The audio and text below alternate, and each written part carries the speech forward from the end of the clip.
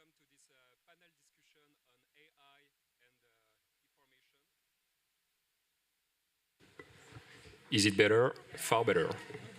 Hello everyone, welcome to this panel discussion on AI and information. I checked, there were 13 panels with AI in the title, so we are truly grateful for all these people coming to see and listen to us. To begin, let me introduce our brilliant speakers. At my right, there is Anya Schifrin. She is senior lecturer in discipline of international and public affairs at Columbia University. She's joining us from the USA.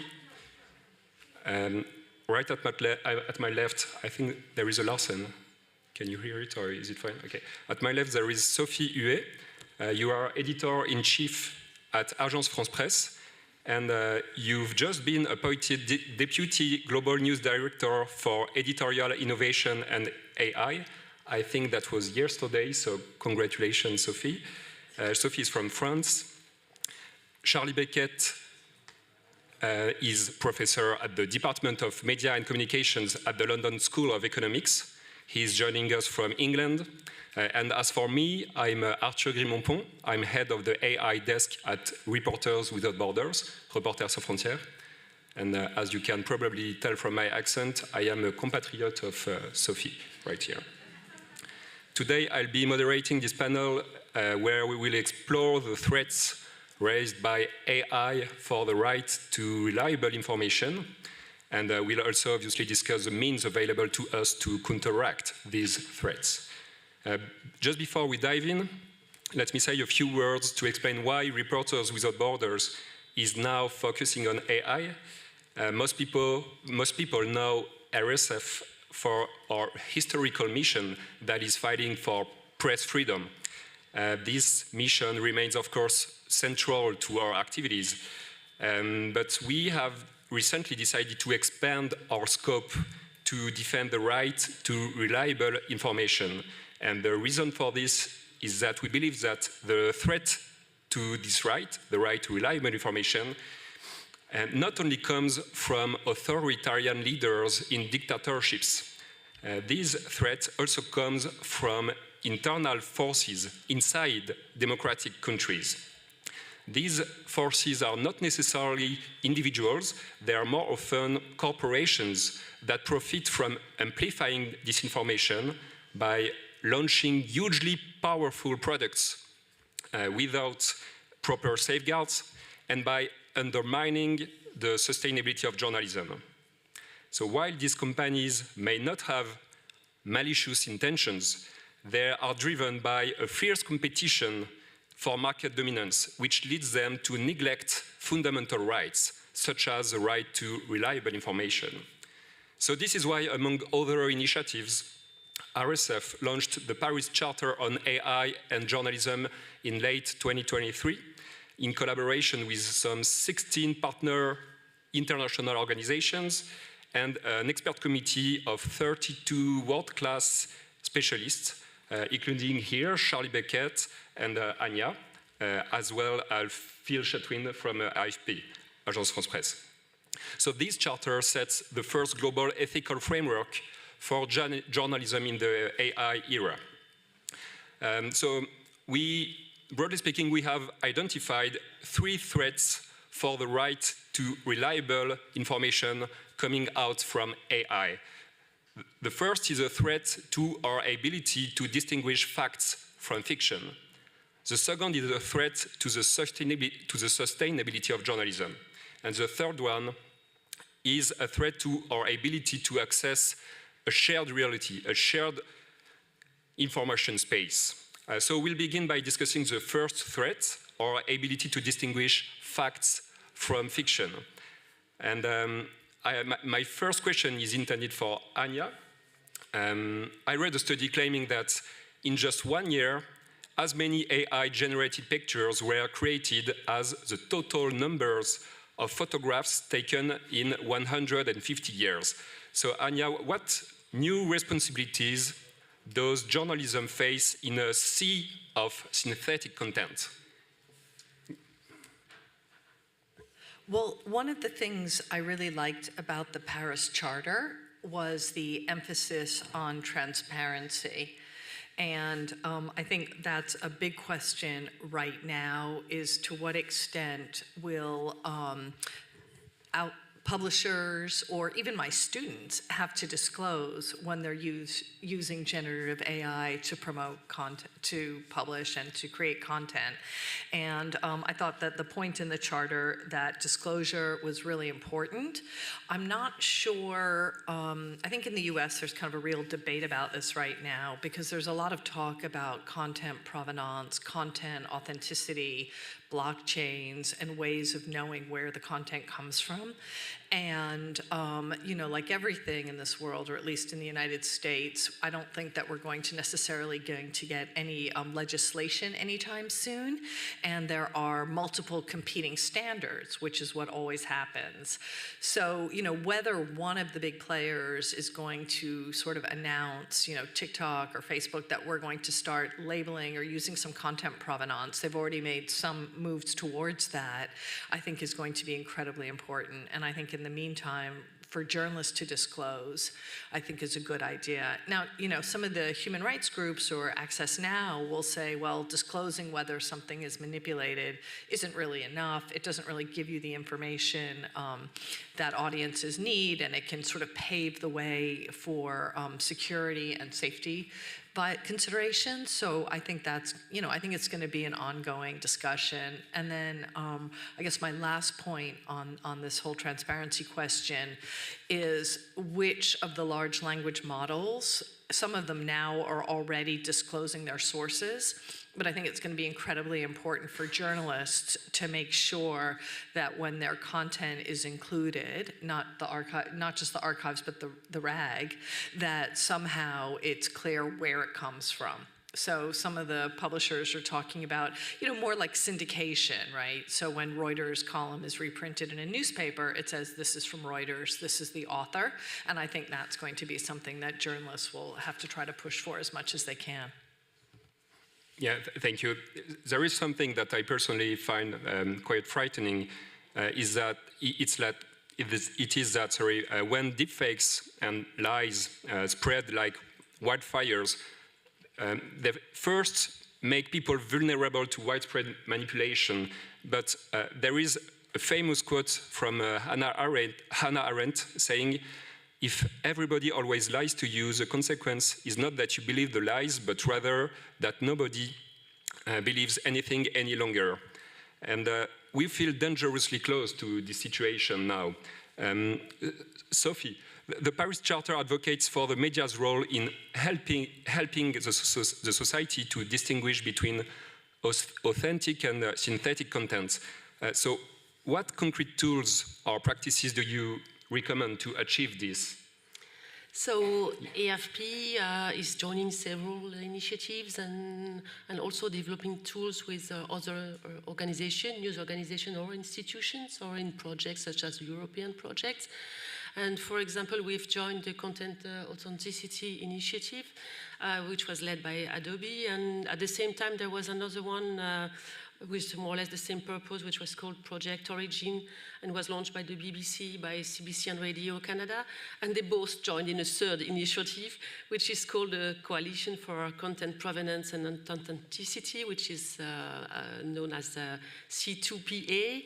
And the purpose is to develop open global technical standards to track content provenance and authenticity. So we are, there are several partners on that project on specific use cases. And so AFP is involved in one of this project with a proof of concept with Nikon to track the provenance of photos with invisible watermarks, which would be implemented from the very beginning of the process when the photo is shot by the camera.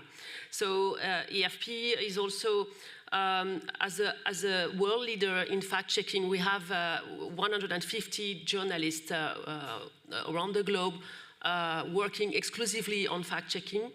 And so we have this experience, and we can build on that experience to test many different use cases, and that's how we are partnering on several projects, and a lot of European projects, and some projects also with the International Fact-Checking Network. So I would recommend one tool, which is called Invid We Verify. It's a toolbox created to detect fake images, fake text, fake voices that are more and more created with AI. And this tool is in constant evolution. We are now adding new AI tools to be able to debunk fake news. And so everyone has access to this browser extension. It's used worldwide by 124,000 journalists, students, teachers, academics. So it has just been, they've just integrated a new AI audio voice cloning detector with the help of a Spanish startup called Locus.ai. And yeah, so this tool has been used for years now, and it's really very, very interesting. And some of our staff have also been lucky to join the London School of Economics fellowship called Journalism AI. And so with colleagues from the Irish Examiner and Novaya Gazeta, they are developing a tool to check the compliance of a story with the media editorial rules. So I hope it's going to be successful, because it could be very useful.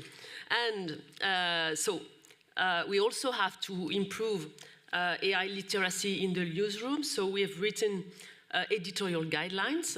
More or less, they say that we don't publish AI-generated content, but we are encouraging people in our newsroom to test and experiment generative AI tools to better understand them, and also to start to try to improve their productivity and see how it works. So, but everything has to be carefully checked by humans. Thank you very much, Sophie. What seems challenging is that AI generators and AI detectors are progressing at about the same speed. So watermarking authentic content may be the final solution for this kind of problem. And Charlie, beyond supporting and endorsing initiatives like C2PA, what concrete steps should news organizations undertake, do you think, to maintain trust? Well, I think, especially in regarding of misinformation, I absolutely agree with what Anya says about transparency. That's vital. And of course, as Sophie has mentioned, my Journalism AI project is working and has been working for 6 years to try and help counter disinformation, actually using AI tools to do that. But I think it's really important to remember that there's a lot of hype around deepfakes especially, but AI does not create deepfakes. Humans do. All disinformation is human decided. They decide to make fakes or propaganda, etc.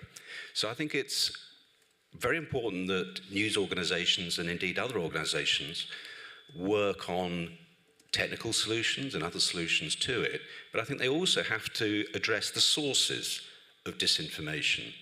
And the sources are people. They are politicians. We have a presidential candidate in America who thinks he won the last election. In the UK, we have a channel called GB News, which regularly platforms conspiracy theorists. That's nothing to do with AI. So I think we have to be careful we don't get sort of sidetracked into thinking there's always a technical or technological solution to this. It's much more complex than that. And I think it's about doing all the things you've described, but it is understanding the reason why. Why is disinformation so successful?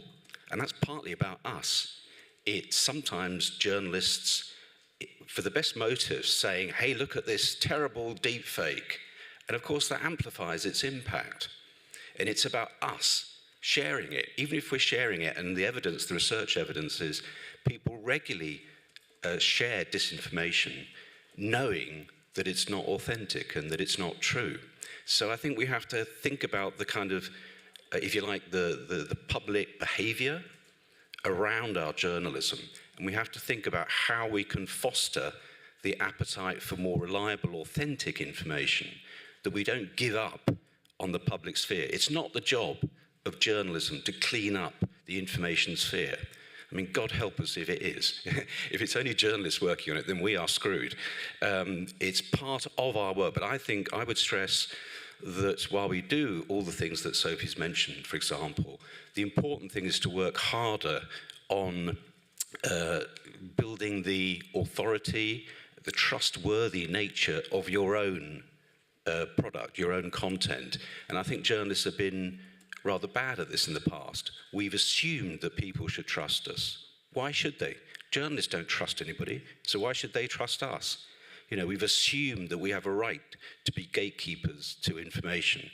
Do we actually check the information that we are guarding and promoting and promulgating? No, we don't. We don't do enough of that human work. So obviously, you know, I'm an AI prof, so I think the technology has got all sorts of risks and all sorts of opportunities, but ultimately journalism and disinformation is a human activity.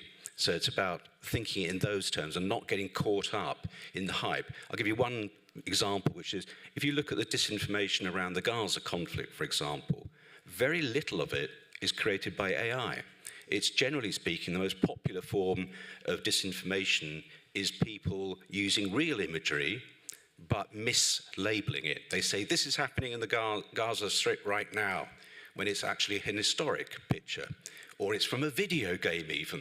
So it's that kind of human manipulation that I think is at least as worrying as the deepfake technology. Thank you very much, Charlie. When you say AI systems don't create deepfakes while humans do, I get your point, but this also reminds me of the slogan of the National Rifle Association in the USA, which is exactly, guns don't kill people, people kill people. So of course I'm not comparing deepfakes to weapons, although they do result in considerable harm. But still, I think we need to recognize that these technologies considerably lower the barrier to entry powerful, malevolent behaviors. So I think we should regulate those. Let's jump, if you want to the second type of threat raised by AI, which is a threat to the sustainability of journalism.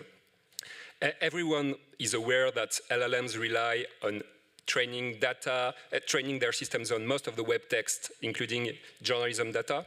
And these companies often build value on top of copyright data that they have not paid for. Then these chatbots answer news-related questions, like Microsoft Copilot and ChatGPT do. And if these systems were to become the first gatekeepers to information, like many believe they will, this could result in a catastrophic loss of revenue for news media. Anya, in late 2023, you co-authored a paper titled "What Google and Meta Owe You as Publisher," where you estimate that Google and Meta should give back as much as 50% of their news-related revenue to news publishers. How far are we currently from this situation? Great. And I also wanted just to comment on the individual responsibility piece. You know, what I tell my students is when we go to the drugstore, it's not our job to figure out whether it's a real aspirin or not, right? This is, and yes, information, obviously, we want to be very careful for free expression, but to say it's everybody's responsibility, which is really the American way when it has come to mis and disinformation. Right? It's your job not to be stupid, not to forward. And I'm not sure that that has been very effective. So in terms of where I see the threat, the revenue threat, I think we're in an extremely dangerous situation. Google depended on news, but didn't want to pay for it. And now we're in the same exact problem with the large language models. And here is how I think it's going to play out. It's going to be exactly like what happened with Google, which was if you were a large publisher first of all, Google just refused to follow copyright laws in many countries, right? So that was the first thing that happened, and you Europeans have more experience than the rest of us. And then Australia passed the News Media Bargaining Code, which said this is a power problem because publishers have no way of negotiating against Google and Meta because they're just too big. And remember, Meta immediately pulled the plug on news for 6 days in Australia. They've pulled out of Canada, and Google announced last Saturday or Friday that they're testing dropping news from parts of California because California is talking about a bill. So the first thing to realize is that these are, very large and powerful companies. Google is now, by the way, saying that OpenAI should be paying them, but that's another story. So I think it's going to go exactly how it went with Google, which is OpenAI and some of these large language models will make deals with some of the large publishing houses. They will try to offer something quite small, like, $15, $20 million. Middle size are going to get maybe in the hundreds of thousands, and small outlets will get nothing, maybe $20,000. So what's happened is they've made a deal with Axel Springer. The negotiations with the New York Times have fallen apart, so New York Times is suing OpenAI, and no publisher in the US will settle right now because they're waiting to see what happens with the OpenAI lawsuit. Everyone's watching that. In the rest of the world, like South America, probably South Africa, Guy's here, he can tell us more, they're not even returning any publisher phone calls at all. So we're in a situation where money should be paid, and very little money will be paid.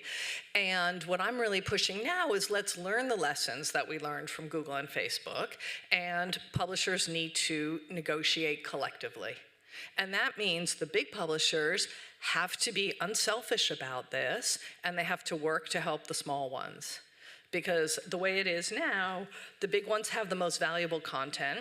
If you're a little local publisher that's underfunded and you've been mostly using wire service content, you don't actually have that much that's valuable.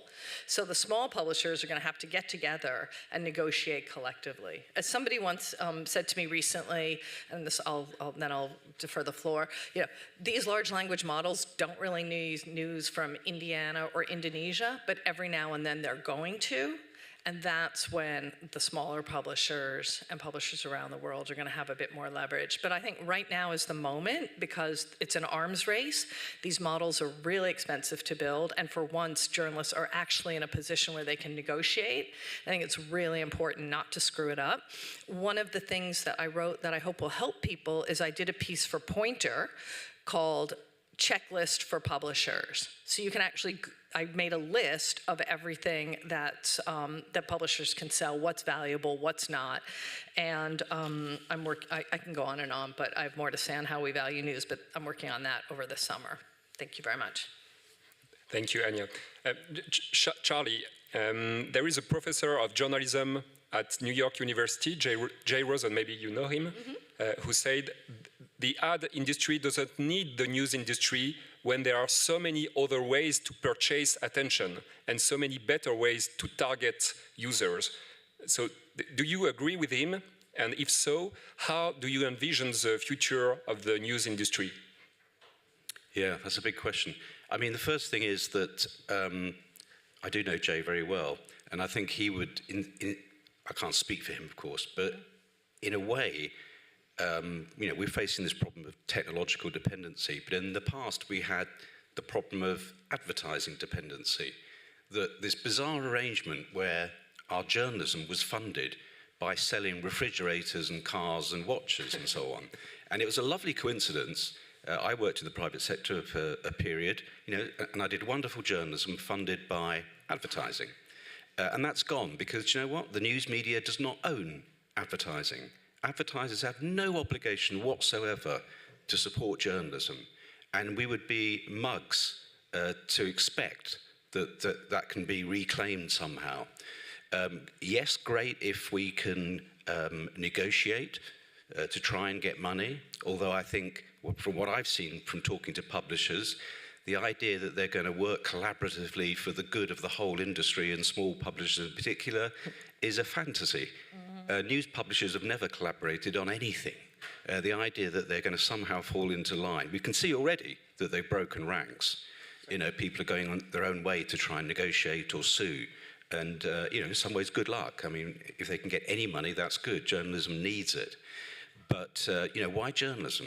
Why not universities? Why shouldn't they get the money from the large language universities? What about museums, schools, art galleries, all the other people who have created data that these models are being trained on? Now, if you want to do that, if you want to have that kind of media economy, go ahead, but it's going to be very, very complex. I think, you know, good luck to that process, but I think it's much, much more about news organizations focusing on their own relationship with the public.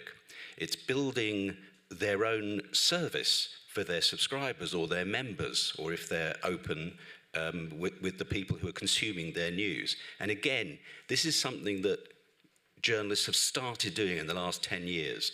We've become aware of audience data. We've become aware that the audience doesn't have to consume journalism, that we have to make it relevant and accessible and useful and entertaining for them, that they come first, not the journalists. It's about journalism. And Sophie and I were talking before this panel about how there are these new words, things like product design, user experience. We never used to worry about those things, and we were wrong not to worry about those things.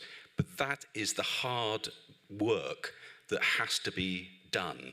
This technology is not going to go away. The tech companies are not going to go away because they are hugely big, and they're hugely big because people find them incredibly useful and entertaining in their lives. Journalism is a tiny industry, especially if you go around the world, and Anya is the expert on media capture, state capture. The problems they face politically are at least as big as the problems they face economically or from the technology companies. So again, the idea that by getting a few $1 million from Google or Facebook or OpenAI is somehow going to solve our problems, I think again is a distraction and in a way an excuse. I felt some vibration at my right. I think Anya has an answer. Thank you, Charlie. A couple things. One, just to be super clear, it's not that I'm saying we should have this happen. It's that it's already happened. Google has paid the people they wanted to pay. A law would make some kind of transparency, some kind of order in a system which is already extremely unfair. It's not, you know, so that's one point I want to make. Second thing is just on the large language models. First of all, we're talking about, you know, OpenAI is taking everything and they're just saying it's fair use. What other big Silicon Valley companies steal everyone's data to train, right? Normally you have to pay for your data. So they've gotten away with murder, and publishers have just sort of rolled over, aren't in a position. But I think, Charlie, more what I want to know is not so much the archives, which I guess are probably gone, but RAG, right? So the way this has been explained to me is, let's say you want to find out when does the bus go today? Part of the process, right, of using generative AI is it has to find the bus schedule, but it also has to know, did it snow today? And did the mayor go on television and say the bus is canceled? So that's ongoing new news. And don't you think, Charlie, that they should pay for the right to use that?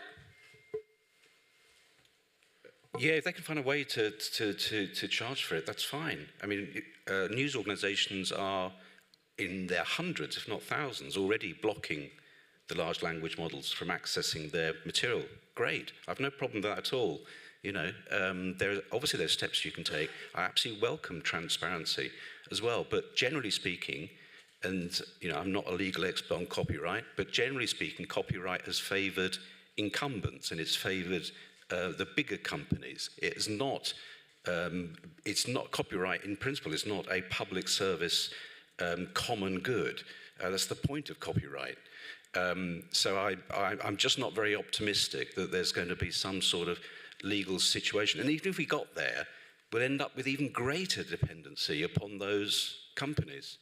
maybe this will be encouraging, maybe not, but I've been on the phone last week to a bunch of startups which haven't launched yet, and what they're going to do is basically get in between the publisher and the models, and every time a piece of content is used, they're going to collect a little bit of a fee. And that, of course, already exists for music and for other, I'm learning all of this. I'm not a copyright expert either, but this does already exist, and now there's a bunch of startups that want to do that for journalism, and hopefully not take a huge share of cut. But my friends in Silicon Valley tell me that these companies have already hired journalists to rewrite the stories, right? So they don't have to pay for it. And that's part of the New York Times lawsuit, was that the stories were changed with 1 or 2 words, or worse, OpenAI gave back stories that they said were from the New York Times that weren't even true. So that erodes the brand. So we'll see, watch the space. I'm gonna keep writing about this, and I'm glad we're having this conversation, because obviously I've admired Charlie's work for years, and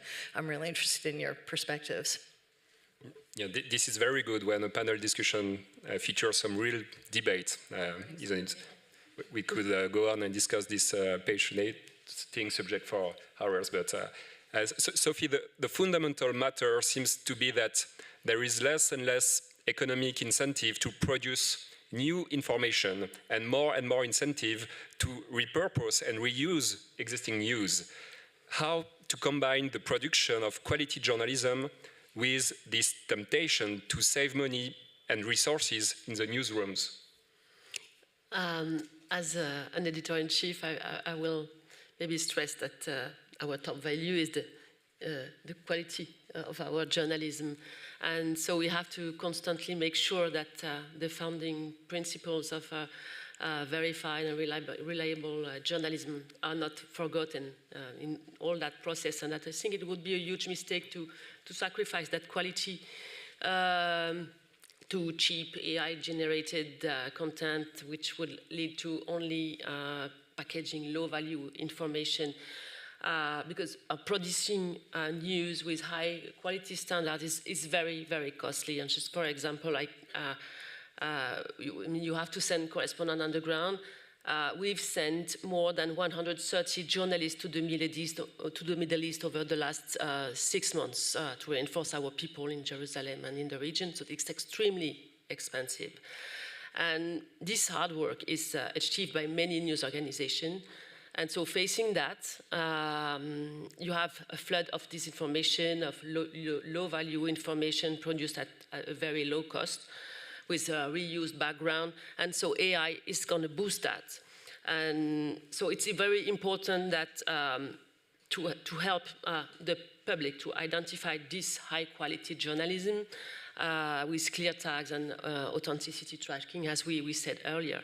And so hopefully AI is also going to help us to free up journalists from low-value tasks. It's going to help us improve productivity, augment our journalism, maybe make data journalism more accessible in the newsroom, improve also investigative and open source intelligence practices. So we will have to watch carefully to the bias, to the reliability of the tools we are going to use for transcription, for translation, for tagging. And so it's not an easy task. I don't know if you've read this New York Times piece 2 days ago. I think it was explaining that the AI evaluation tests were a mess.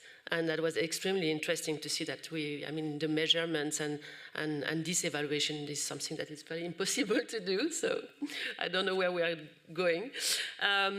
So one important thing is just that we have to train our newsroom. We will have to create also new jobs. So it's also be costly probably.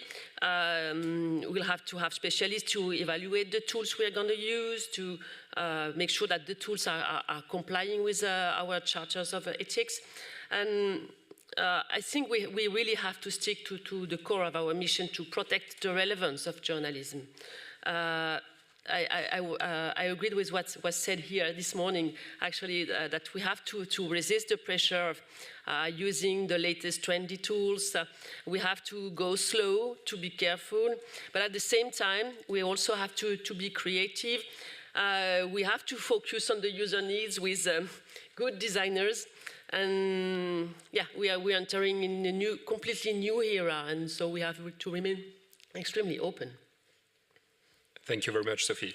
So I said earlier that we identified 3 main threats for the right to reliable information raised by AI systems. So the first one was a threat to our ability to distinguish facts from fiction. The second one was the threat to the sustainability of journalism.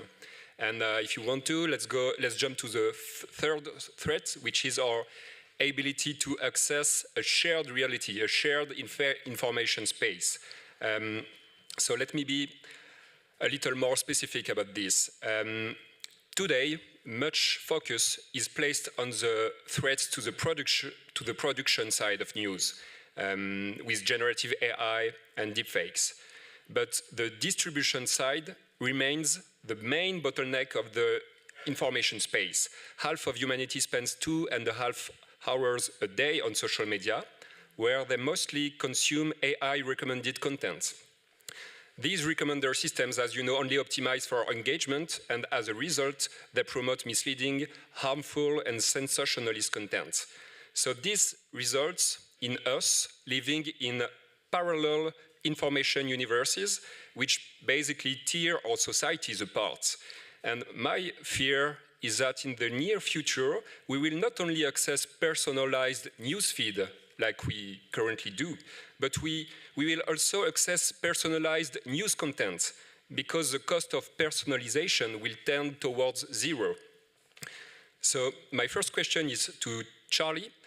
How can we debate about anything when you and I cannot access the same facts? As you know, Arthur, we disagree on this one, which is a good thing.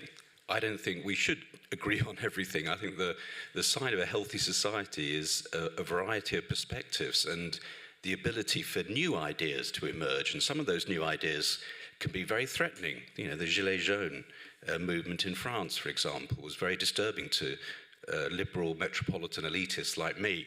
But what about Black Lives Matter? Came from nowhere, arose, and the Me Too movement as well, which wanted to change things. Well, I could have said, sorry, you're not part of the orthodoxy. We're going to have to, sort of censor you guys out.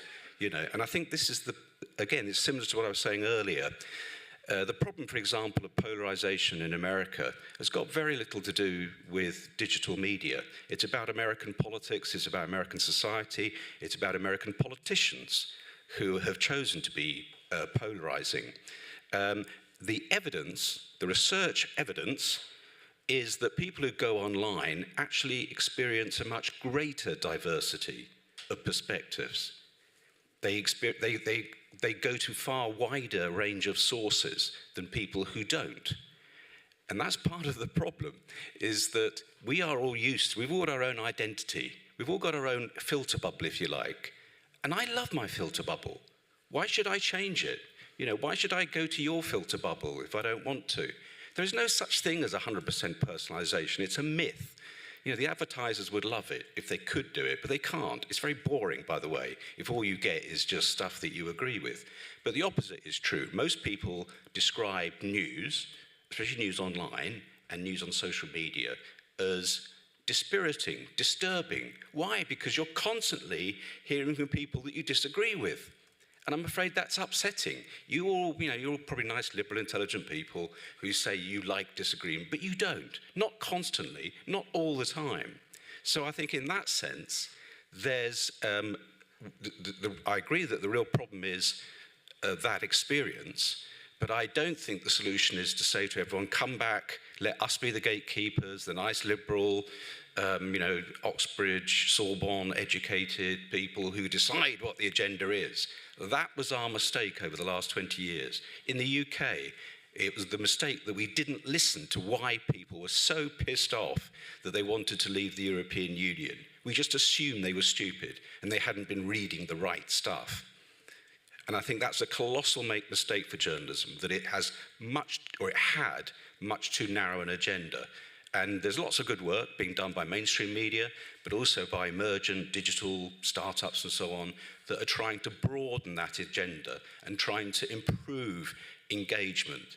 That's where we should be thinking, not can we reduce diversity of views, and not that we have to have, even the facts, people say, oh, we want settled facts, but we all know the facts aren't the problem. The problem is what we do with the facts, how we contextualize them, what we do in our lives regarding those facts. And there are going to be differences, and some of them are going to be what you might call marginal viewpoints. Viewpoints that you don't think are credible. Well, that's fine. If you don't believe in the validity of your own argument, then you should be worried about the argument that you're making. So I really do not think that social media or AI is the driving force of political friction in the world today. It can amplify it, of course it can. And I can find any number of examples of where the YouTube algorithm has taken you into, dodgy territory.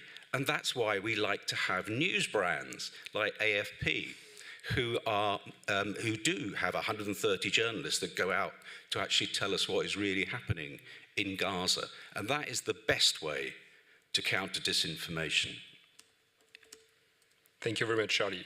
Yeah, it seems like we are already kind of trapped into different information spaces, because I didn't find the same studies as you did, but it's very important to discuss those, and we'll talk to each other and send our relative studies. And Anya, do you feel that living in the US, polarization has absolutely nothing to do with the amplification of extremes by social media algorithms, for instance? Well, I didn't know if Sophie wanted to say anything, but maybe, okay, I'll go first, and then Sophie. I think a few quick points. One is this argument about media persuasion is probably like 150 years old. So I think that the scholarship goes back and forth on this, and I'm not sure, So yeah, there's a lot of discussion about the effect of media versus television versus radio versus social media is the sort of latest in that age-old conversation. Another conversation I'd love to have with you, Charlie, is even if journalists had done a better job of reporting on the red states, would it have changed the outcomes? That I'm not sure. I mean, it's important to do it, but they might have voted for Trump or Brexit anyway. Third point just to make is that separate information system is already here. I teach at Columbia, and my students have just said, we don't trust the New York Times when it comes to the Middle East. We don't trust them at all. They are totally captured. And I said, oh, okay, who do you trust? Oh, I've got these people on Instagram and WhatsApp. I think they're amazing. Okay? And so I'm doing a lot, to Charlie's point that nobody understands what journalists do. So when I teach them something like, oh, there's this thing called fact-checking, or journalists can't take, money from sources, they're all like, oh, how fascinating, really? I had no idea. So that day has come. And, I was happy when Mahataki today said, well, I look at everything, so I'm not just looking at the folks on, WhatsApp, I'm also looking at the New York Times and the BBC and the Reuters and the Economist, but most people really aren't. And I think for my students, their lived experience is of the reporters helps add to the credibility. And then finally, I think there's room for all kinds of solutions. So for God's sake, if you have a BBC or you have an AFP or you have a Deutsche Welle, don't defund it. Don't bash it all the time. Just support it. We're going to have to. Yes, the startups are all great, and I cover local news for my own neighborhood, which is like 30 blocks. I write for them all the time, but that's not going to solve the world's problems. We still need those big outlets as well. So it's a yes and. Thank you very much. I'm going back to the role of chatbots in the distribution of news. Sophie, if everyone has an AI best friend who's able to predict your exact areas of interest and your level of expertise in any domain, why should we bother reading and listening to cold and personalized news anymore? Do you think there will still be a role to play for traditional news content, such as boring, unpersonalized articles and radio shows, for instance? I hope that we're not producing boring and personalized journalism. I think that when people look for news, they just want something new, and they don't want something that is already somewhere in a server or that has not been processed into something new. So actually, in our job, there are two big things. The core of the job is news gathering, on-the-ground reporting, surfacing news from unstructured data, for example.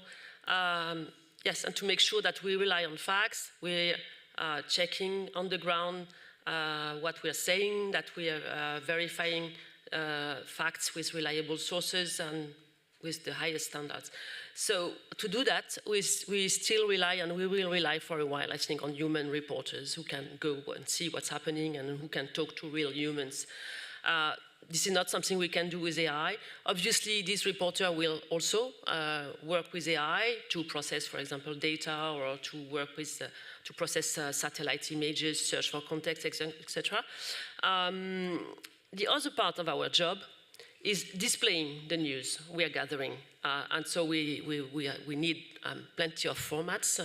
And this is where AI and large language model are going to be introduce a major disruption because we will have to work on these new interfaces, and we don't really know what it's going to look like. And this is where, actually, we journalists and news organizations, we will have to work with good designers also to figure out what the user needs are, and to propose this relevant experience that will be more personalized. So there will be many opportunities, test and fail cycles, and probably this transformation is going to take time. I mean, don't forget that the internet was created something like 30 years ago, and we still have linear TV. So, yeah, it's not going to happen in a few years. I think that the big question is how we are going to be relevant for the public, with new needs, with new habits, maybe at some point for the youngest, new neuronal connections. I mean, I just don't want to be a parent of a young kid who, I mean, we will have to explain them how it is important, why it is important to learn how to read, because maybe they will have some these terrifying questions to solve. So, yeah, we don't know what this world is going to look like. And so we have to be humble, work hard, step by step, and hopefully maybe together, I hope. Yeah, let's do that, definitely. We're already reaching the end of this exciting conversation, but we have something like 3 minutes left, so we'll take only one question, so wow. Be confident. Do you have the best question of the room? Yeah, and it better be a really good question. Please, can you speak loud? Is there a microphone? Yeah, this sir here. He wants to. Thank you. So platforms and AI companies don't have the same legal requirements as media. So, of course, that's why media is more expensive. If you look at the Taylor Swift deepfakes, Microsoft's designer didn't have enough safeguards, and its data training set included pornography, because they just scrape everything, and therefore could produce the Taylor Swift deepfakes. And there's no liability there. Whereas media have to pay for editing, they have to pay for lawyers. So shouldn't there be an even playing field whereby these companies, AI and platforms, have to meet certain standards for living up to their consumer promise, being legally liable for defamation? From Taylor Swift could sue them? Yes. Yeah, so the best question of the room was not actually a question, but... Does that mean we can take one more Everybody agrees. Does anyone disagree here? There's another one there.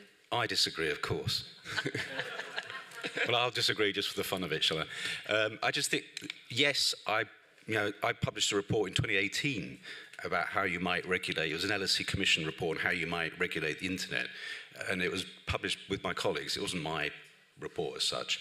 And they were, interestingly, very cautious, because they said, look, this just is unprecedented. These are not publishers. They're not like a telephone company. They're not like a newspaper publisher. So whatever you do, and regulation, I keep hearing people say, we should regulate. And then you say, how? And no one has a practical idea. I think Anya's point about transparency is critical, that we need to know much more about how their systems work. Why are Taylor Swift videos like that allowed to be created? How might you identify that and stop it, you know, without having to close down the whole thing? But they are not publishers. And, you know, I'm from the UK, and our newspapers are lightly regulated. And if we'd been having this meeting 10 years ago, it would have been, how do we regulate the newspapers? Because they're out of control. They're owned by these oligarchs, you know. How can we stop these journalists being so stupid and biased and trying to influence our politics? You know, so I'm not saying that publishing is necessarily the best model anyway. And certainly, if you want to mitigate, and of course you should mitigate the harms that these companies are allowing, you've got to really think about how they work first, rather than trying to drop down some kind of template upon them. Thank you so much to Anya, Sophie, and Charlie. This is the end of the discussion. Don't hesitate to come and discuss with us these topics further. Thank you very much to you.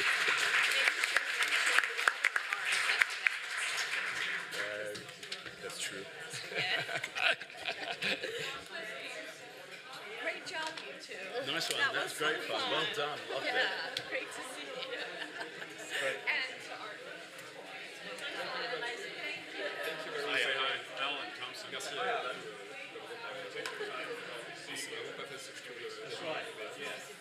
Moi, je l'ai fait il y a 10 ans, et c'est bien,